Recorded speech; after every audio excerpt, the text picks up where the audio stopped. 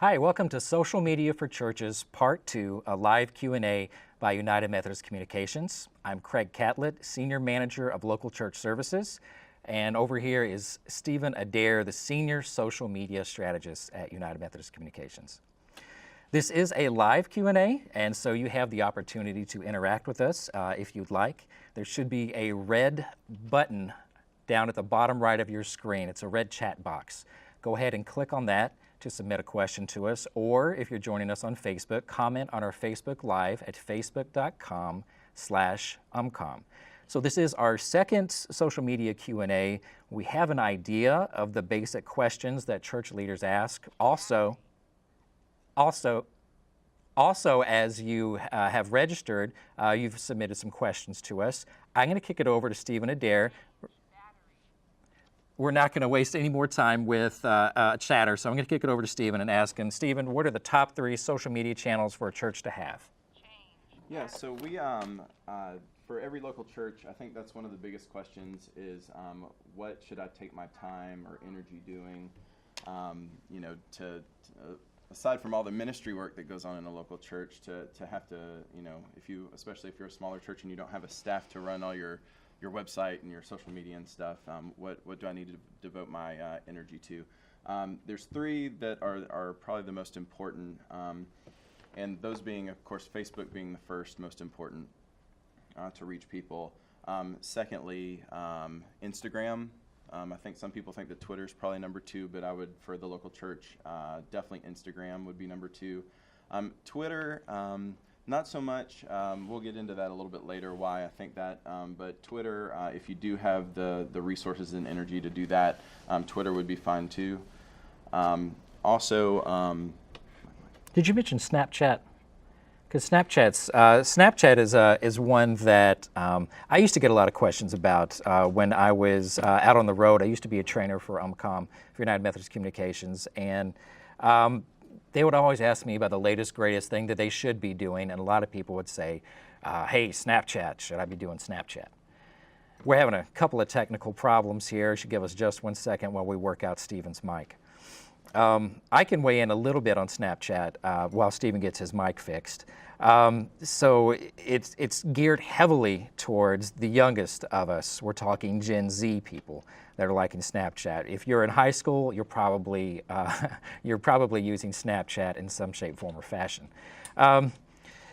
If you are a church of people who are on the older end of the spectrum, baby boomers and stuff like that, and you want to pick up Snapchat and think, hey, this is going to be the latest, greatest thing to bring the younger generation to our church, it's kind of a nuanced thing. I mean, it's kind of difficult to pick up and do effectively just out of the blue if you don't already have that built-in youth audience. Would you agree with that? Yeah, totally. Hopefully y'all can hear me off of Craig's mic right now while we get that fixed. Definitely the Snapchat is definitely, if you have the ability and you have the youth or somebody who knows how to use Snapchat, that would definitely be definitely something to reach that younger, newer, that generation that's really on Snapchat, which would be, your Gen Z. It's not something that people are just gonna, hey, I'm gonna learn Snapchat and be really good at it. You almost have to have someone in place, right? Yep, absolutely, okay. Absolutely. Gotcha. And it's a learning curve to learn that. Even for me, it's not the easiest platform to add people or to search for people. So you'd really have to get your youth to maybe take it over, sign in, add their contacts and their friends, mm-hmm. There's also a Snap code that each account, if you do have a Snapchat account, that you can actually you can print it, you can email the image, and people can use that Snap code to add you instantly. So that would be an easy way to grow your audience on Snapchat. So I've heard this question a lot. I'm sure you probably have. Tell me the difference between a Facebook group and a Facebook page. Yeah, definitely. So this is a point of confusion for churches that use Facebook. It's do you have a Facebook group? Do you have a Facebook page? Do you have both? And what you post on both of those as well. A Facebook group is more for internal audience, so it would be for you actually invite who you want to be in as part of your group if it's a closed group. That would be for announcements, your administrative council meeting, a reminder of that, or prayer requests, things that are private that you don't want people's information out there publicly. And then you're going to use a Facebook page that's your external tool to reach people that are already in your church community, but also that are external. That's who you're trying to reach, is the external body, your community members, the people that might be looking for a church. That's what your Facebook page would be used for. Well, I've talked to a lot of pastors who have decided, hey, I'm going to create a Facebook page for my church, and they've been doing posts for a long time, but they've never been boosting their posts. Yeah. What does it mean to boost a Facebook post? So Facebook makes it harder and harder for your page's content and your post to be seen. Just with the algorithms, the back end. The best tip that I could give as far as boosting, you do want to boost your posts. And when you do a post on a Facebook page, there's a little blue boost button. And if you just click on that, it gives you a lot of options. And don't make it too difficult. Don't narrow down your audience. And if you're boosting your post, I know a lot of churches don't have a marketing budget.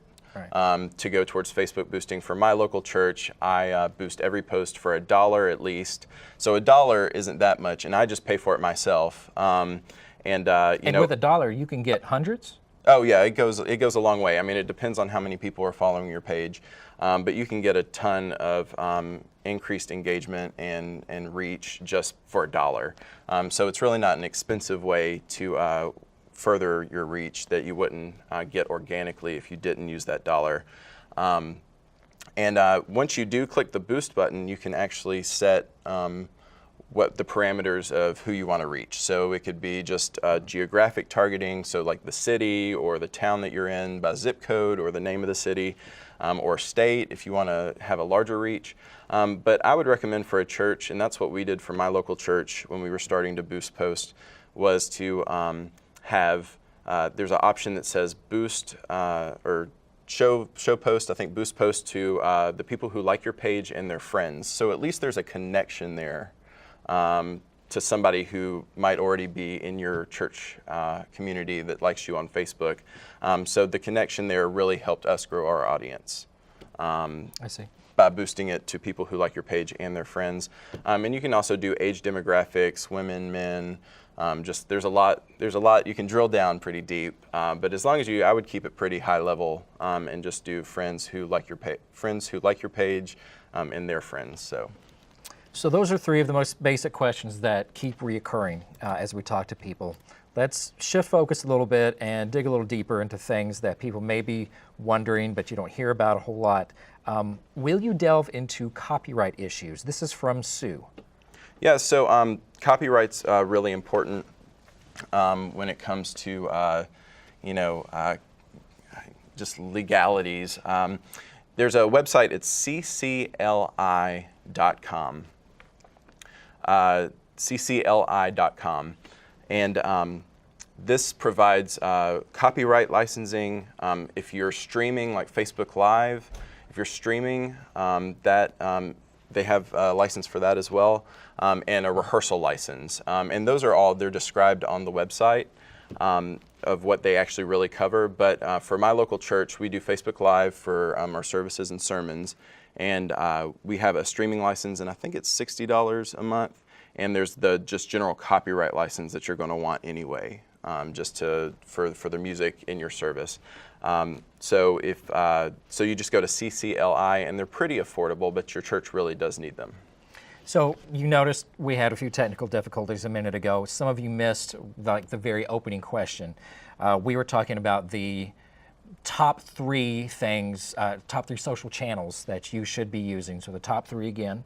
Yeah, so the top three, since my mic wasn't working at the beginning, the top three that your church is going to want to use is Facebook, Instagram, and Twitter. So Facebook being the top priority, Instagram being your second priority, and Twitter being your third. So just to cover that. Okay, great. Yeah. So here's one that I don't think I've gotten a lot of questions about. I'll be interested to see what you say about this. What is the benefit of outreach, communication, whatever you want to call it, via YouTube. I mean, it's technically a social media channel. Kayla's asking this question. What do you think? So YouTube has 30 plus million daily video views.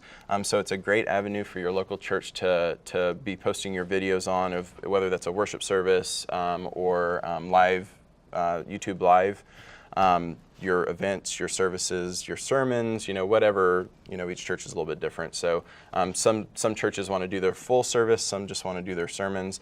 For us, we don't have a ton of people every Sunday, so we just do the sermons, and we do them on Facebook Live. And I think it's another question that we're going to get to, but I'll just go ahead and touch on it. There's technology needs to be able to do live and streaming. So our church, what we used to do is just record the service or the sermon, and then on Monday it would be labor intensive, but then we would upload the video to like a Dropbox, then you'd have to download it from the phone to a Dropbox, then download it to a computer to then upload it on the computer, which is just a hassle on Facebook. Well, then once we got better Wi-Fi connection, which that's a key thing too. Once we got a better router in our where the Wi-Fi picked up in the sanctuary, then we started doing Facebook Live, which took the extra steps of recording a video, uploading it, downloading it, uploading it again, all that stuff. Took that away. But when we moved to just doing Facebook Live, which made it so much easier because it's just there, then our YouTube channel sat dormant because I would upload it not only to Facebook, but I would upload it to YouTube when I had all those extra steps. So now our YouTube channels stayed silent. And it's such a place where people are all over the world are watching videos.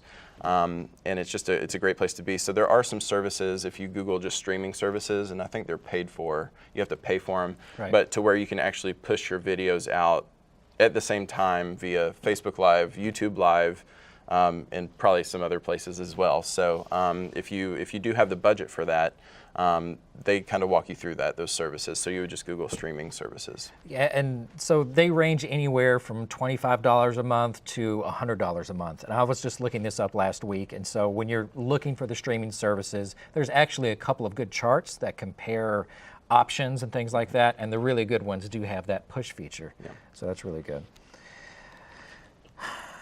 Do you have any suggested content or topics and a method of getting a Facebook page viewed, friended, liked, whatever, in local communities? That's from Kyle. Let's see. So I think that this is part of this question is a content mix question. So it's not just being invitational in nature or saying, hey, come to worship this Sunday, or hey, we're throwing a neighborhood cookout this Saturday. It's not that.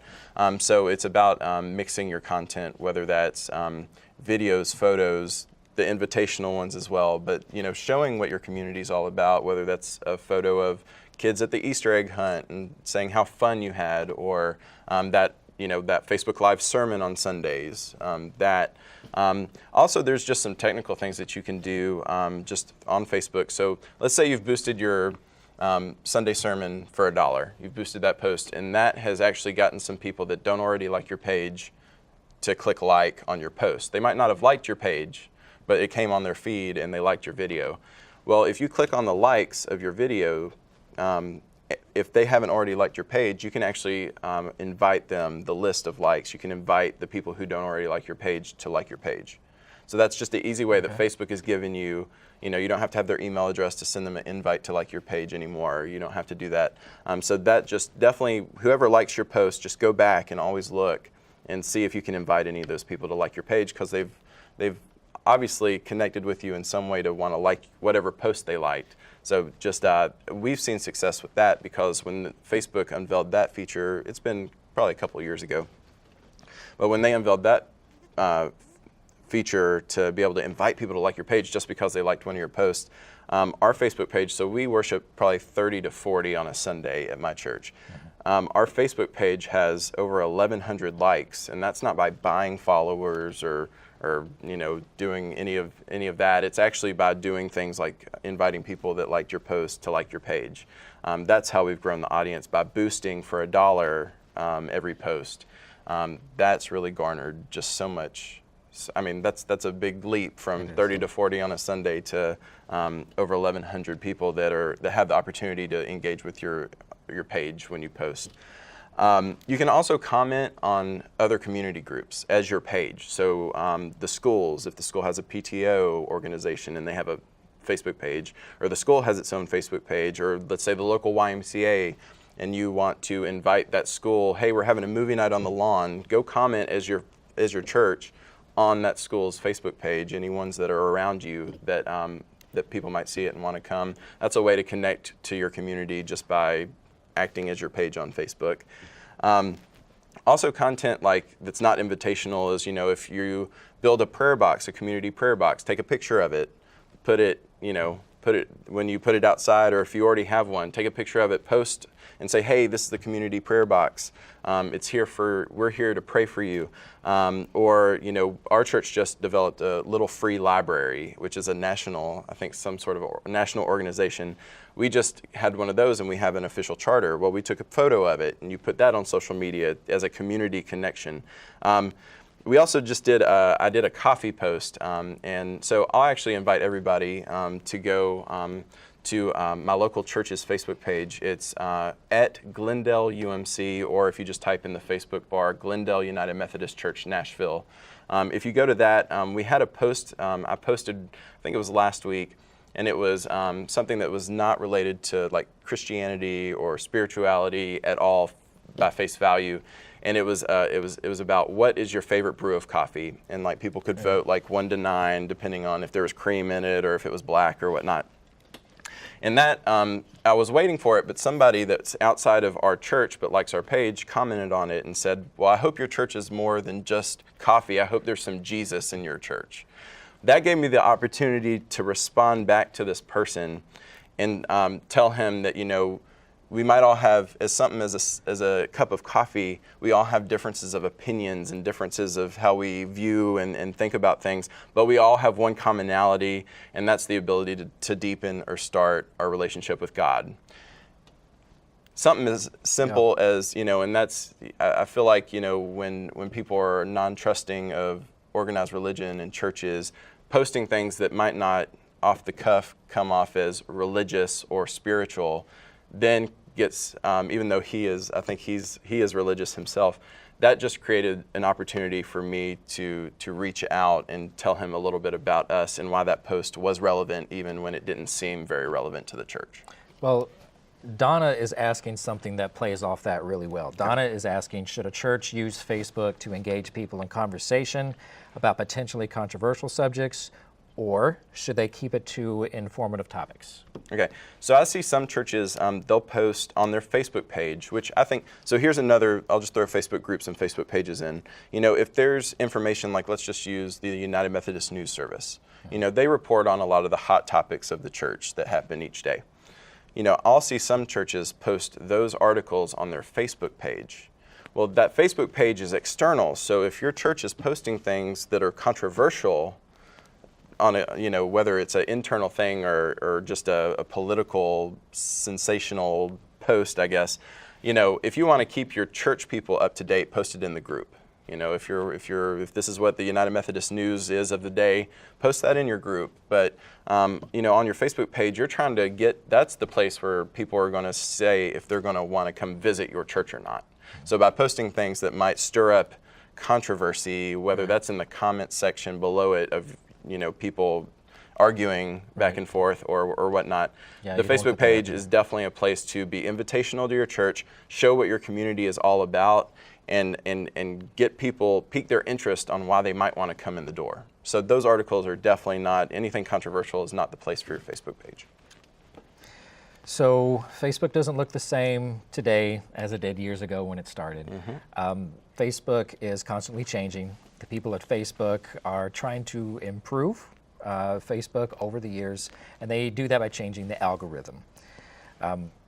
Occasionally you'll hear, or you'll read a news article talking about the changing algorithm of Facebook. Talk a little bit about the changing Facebook algorithms and how it will affect their church's Facebook page. Yeah, so I think I've touched on it already a little, just slightly, but so Facebook is constantly changing, and one of the changes that they have been making is their mission has changed back to probably what it started as, but that's to make connections with people. So not so much to show branded pages and their content and advertising and such. So part of that is with the changing of the algorithms, your page's content, when you're posting on your church page, people aren't seeing it as much. We see that on the denominational level. Our reach has gone down, engagements have gone down. Unless you boost them, then that helps. But even for the local church, unless you're posting engaging content that people really want to see, right, that gets people to comment and like and stuff, then Facebook's just not going to deliver your content out to people. But some of the things that there's a few things that you can do to try to help yourself to where Facebook will serve your content up.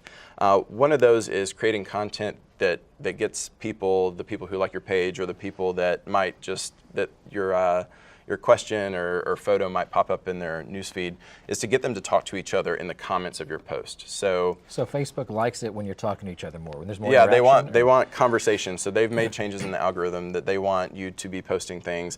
Post questions like as your post, like, where did you see God today? Or what are you thankful for today? Or that stuff that's going to get people that see it to comment in the comment section, and then have conversation back with them. So as your page, if somebody comments on your post, for instance, the latest one on on Glendale's Facebook page today, it was a picture of our new sign outside. If you look on that post, people commented, and I commented back as the church to create that conversation. But to really dive into deep, meaningful conversation and figure out ways to ask those questions that will get people to respond, and then to where you can have back and forth, and to where other people can talk with each other. That is the main point of Facebook, is to they're trying converse. to return to that. Yeah, they're trying to return to where I think it got away from that, to where it was all about advertisements and such. Another thing to do is that you can, what we used to do a lot is in your post, you could say, hey, like this post if you whatever, open-ended. Or be sure to share this post with your friends, or comment below if. They don't, another thing that's going to hurt, that has been already, I think, and is going to continue, is if you bait people to engage with your posts. So don't use the words like, share, comment. Actually, I think I heard recently that I think the word like was in a Bible verse a few times, and that was even hurting. So be careful about the words like, share, and comment, because Facebook's going to hit you for using that and not deliver your post. I mean, if you're spending the time and energy to be posting on Facebook and other social media channels, you want it to be seen. So that's just one way to not hurt yourself, shoot yourself in the foot doing that. And also the third thing is to up your live video game. So we've talked a little bit about that, whether that's Facebook living, your sermon or your worship service or an event, or just going before the service and interviewing somebody that's gone there and say, why do you love your church? Something like that. That's a good way to do it.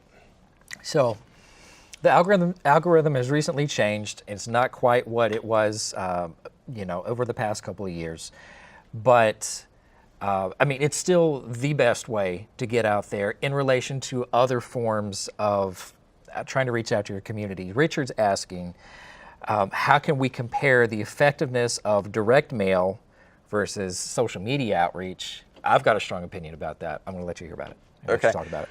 So our church, we do direct, like a new mailer or new mover program. And so we send up to 50 postcards a month through that program. And also, obviously we're very active on social media.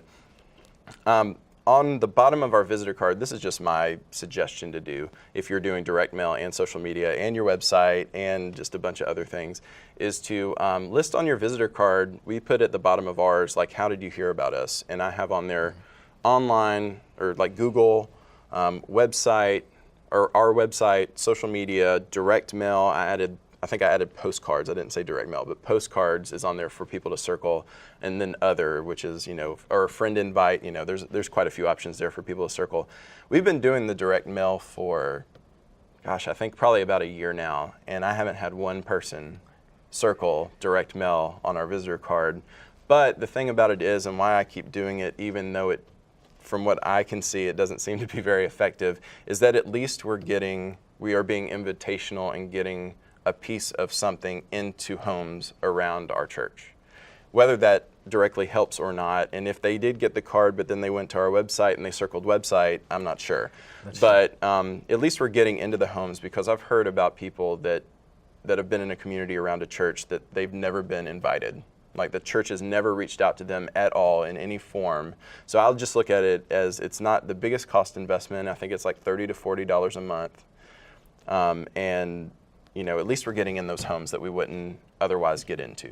So at least it's a touch, it's a touch point. So I would just, if you're trying to evaluate things, I would just add that to the bottom of your visitor card when a visitor comes, and then they'll be able to tell you how they found you.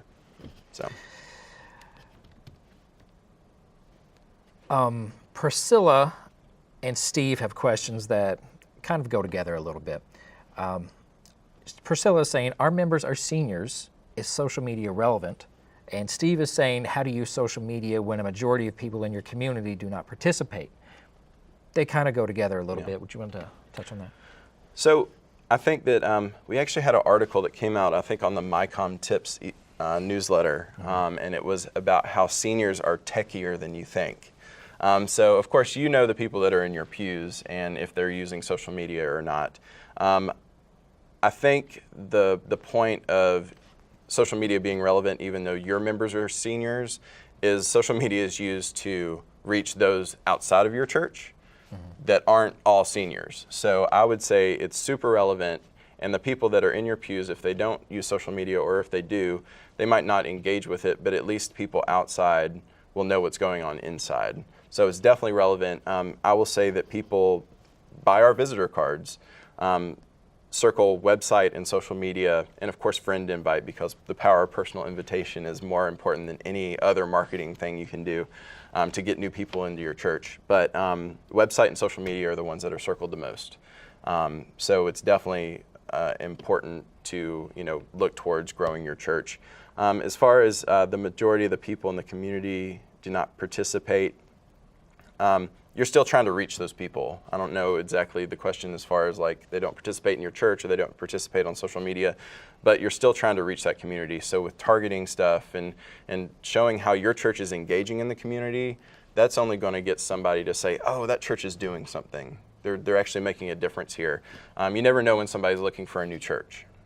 So to use it in that way and to show how you're out in the community doing things, it's definitely vital that you do that. So social media is a very outward-facing tool, and I've seen some of the posts that you do, and I know that this is important to you. I've got a question asking, what are some good strategies for reaching those who are questioning their faith or even just searching for faith? Okay. There's definitely, I think that's the content you're trying to use, and how you do that. So many people, I would say mostly younger, but of all ages really, are critical or they don't trust the church. They've been hurt by the church. They're trying to find if they believe in anything or what that is. So I think that as far as the content that you're using for your posts across Facebook, Twitter, Instagram, everything, rethinkchurch.org, which is an initiative of the denomination, they have a lot of content that's more spiritual based, that is for that person that's called the seeker, that might be seeking something higher or something greater than themselves, or trying to figure that out for themselves. There's a lot of content there that's more spiritual based, that's not so religious or invitational, hey, come worship with us, that sort of thing. That if the person's just kind of soul searching themselves and finding developing their own faith, or if they want to develop that relationship with God, the overtly religious Bible verse might not connect with them, but something that's like, it's okay to have questions. Let's talk about it. That sort of content. That's how you're going to reach the seekers or the people that are questioning things. So some people that were watching us or are watching us right now on Facebook have submitted some questions. We've got one from Trevor. Trevor is asking, what are the laws regarding photos of children on social media? And are there some strategies or approaches for navigating this slippery slope of media consent and social media? Yeah, so that all it's probably more difficult depending on the size of your church. If you have a really large church, getting everybody to fill out a form saying Right. that they consent to their photos, adults and children, that their photos are okay to be online. Luckily for a smaller church, I've literally gone and asked everybody. Right. And we have the forms for our children, of course. But what I've heard from one, it's good to have the consent forms, of course, if you can make sure that happens. But there are events that you have that doesn't, it's not your people, the people that are already in your pews that are coming to. It's a community event, and they have kids and an Easter egg hunt or something like that. But when we have the sign-in, so when we have our Easter egg hunt, the sign-in form has a place on it that says, this event is being photographed, are you okay with that? And it's not this long consent form, but it's acknowledging that there are photos and videos being taken of the event. I've seen some people put a sign up in the church saying we're taking pictures today. If you don't want to be on in one of the pictures, sit over here. Yeah. Have you seen that strategy? So I think somebody, I guess it was a pastor of a church, told me recently that their church not only has it in the bulletin that the service is being recorded, but there is a designated section in the sanctuary that cannot be seen on the camera angle, and that they are, if you don't want to be on camera, to sit in that area. Is that the best way to do it? I'm not sure. It seems to work for them, and it at least gives an option if you don't want to be on the camera, that there is a space for you to be in the sanctuary or the room and participate, that you won't be on camera. It's a toughie. I think, if you do have a community event and you know that there are certain people, whether that's a widow or that was one of the questions that we got. It was, we have widows that don't want to be on camera. They don't want their names online. Right. Or, children, or anybody really for that matter.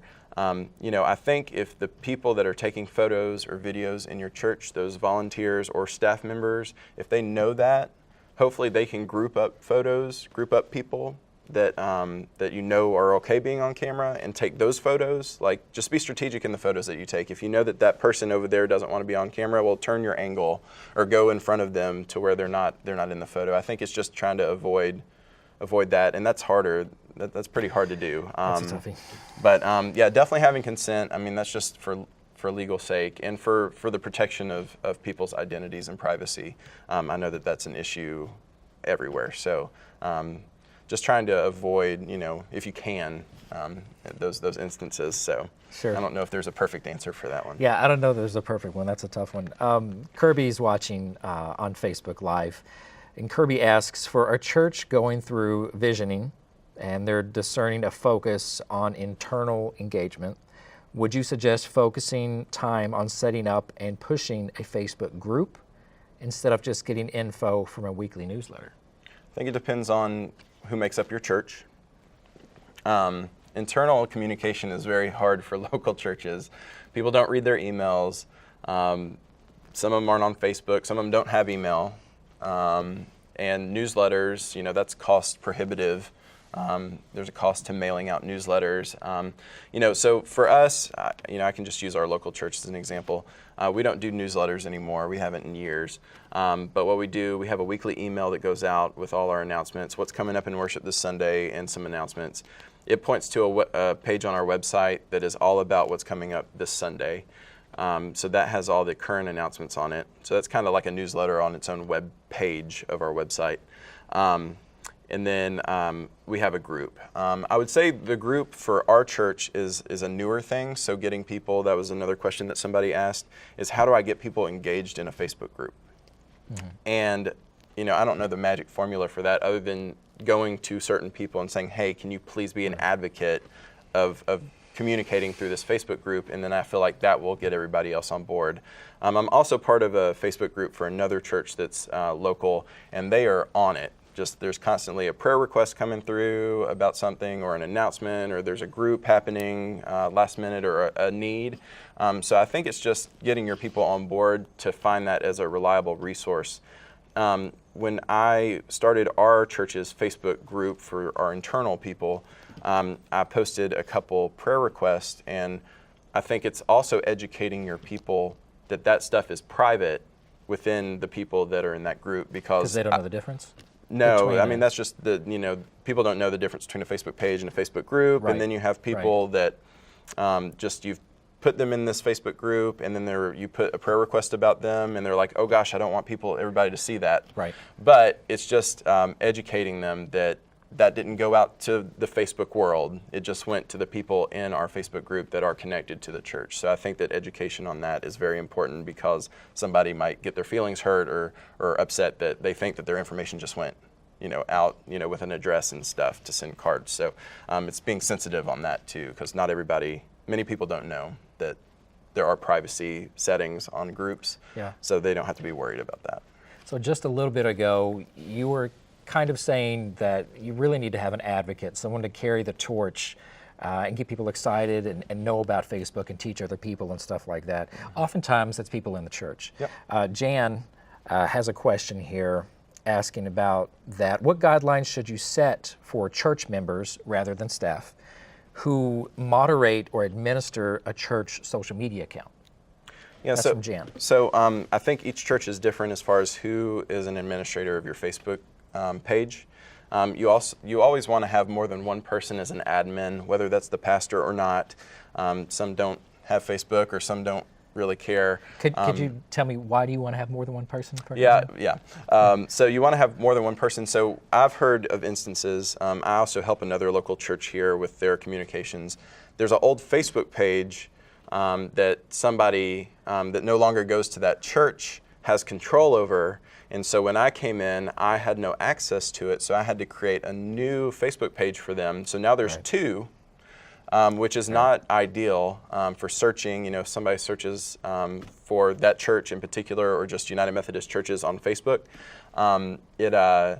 it's not helpful when there's a duplicate, especially one that hadn't been updated in a couple of years. And if they click on that one, then it looks like you're not active. Anyway, so long story short, you want to have multiple, at least two admins that you trust on the page. So just in case somebody leaves or a pastor gets moved, that there's always somebody that still has access and control over the page. As far as the guidelines you should set for church members, obviously it's people that you trust that won't, I think just meeting about what's appropriate, what content we're going to post. And honestly, even at the beginning, if you add somebody new, having an approval process, they can schedule posts. They don't have to post right away, at least on Facebook.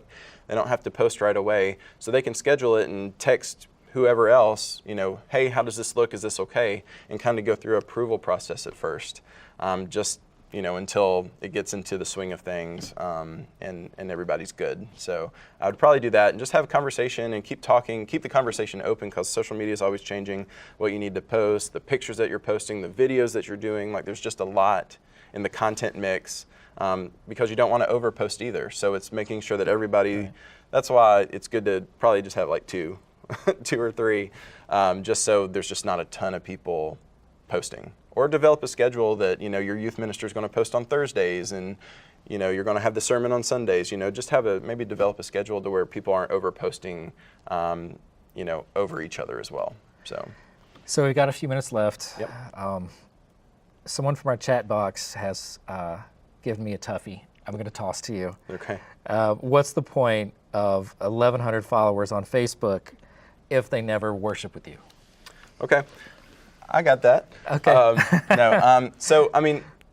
I would say, so here's my thought. So we are a growing church. We might only have 30 to 40 on a Sunday, but people that have found us online through social media, through our website, and friend invitation, of course. Those are the three reasons why we've grown, or three of the reasons. We might have 1,100 people, and that's people in our conference. There's other pastors in our conference around the connection also. But you're not only serving the need of who might come in your church on Sunday because they saw you on social media. And we've had some recent, in the last month, success stories of people who have been following our Facebook page for months. And they've been watching the sermons that we live stream on Facebook Live for a few weeks. At that point, I think is what they said. And it was 2 separate families. And they both came the same Sunday, and different people heard that. That is why they came in, because they had been watching us on Facebook Live for the last few weeks, and they finally decided to come. So I find that as a success of they were part of that 1,100. And that 1,100 people, that's people from Tennessee here locally, that's people in other countries, that's people around the United States. But you're also not only using social media to hope that somebody walks in the door on a Sunday, but like that's your you can spread the gospel and spread a message of God's love for all people through your Facebook account. And that person that might be states away that sees you or sees that photo of whatever, or that video, that's their opportunity. Maybe they don't go to a church somewhere else. So I feel like that's just, the world is our parish, right? Mm-hmm. So, it might not directly benefit us to have 1,100 people that follow our Facebook page that come on Sunday or give money, but we are able to share the love of Jesus Christ with them through Facebook. So one more Facebook question. This is from Chelsea. She wants to know, what's the best way to establish a social media strategy? So I think Chelsea's looking for maybe a couple of focusing questions, maybe things to help to get her pointed in the right direction. I would say audience is part of that when you're looking at a strategy. What do you think? Just strategy. I mean, this is going to be so general and just basic, I but know. As far as a strategy, it's obviously you're wanting to reach people in your community. You're wanting to have a good content mix that people are going to want to engage with your posts and develop conversation and relationship through your social media channels, whether that's Facebook, Twitter, or Instagram, or Snapchat. Just as far as a strategy, I think coming together, who are we trying to reach? Why are we trying to reach them? And I think we've kind of touched on that just during this. Mm-hmm. I don't think you need a strategy document about why you're using social media, just to do it the best you can. To reach as many people as you can. And, hopefully some of those people will walk in your door because they see what you're doing and they see the great work that you're doing in your local community, I think is strategy enough. And as far as, posting, I guess the strategic part of it is how often to post, who's posting what, all that stuff. They can Google some of that, right? Yeah, we don't. If we do it in a very broad view, I guess they could Google some of it. But yeah, I mean, so I think we said it in the last live Q&A, but on Facebook you're wanting to post, at least 3 times a week. Right. Those are some of the details that may be part of your strategy. At least 3 times a week. That keeps your account active. Twitter, you can post a lot more, but if you start posting a lot on Facebook, 1 a day is great.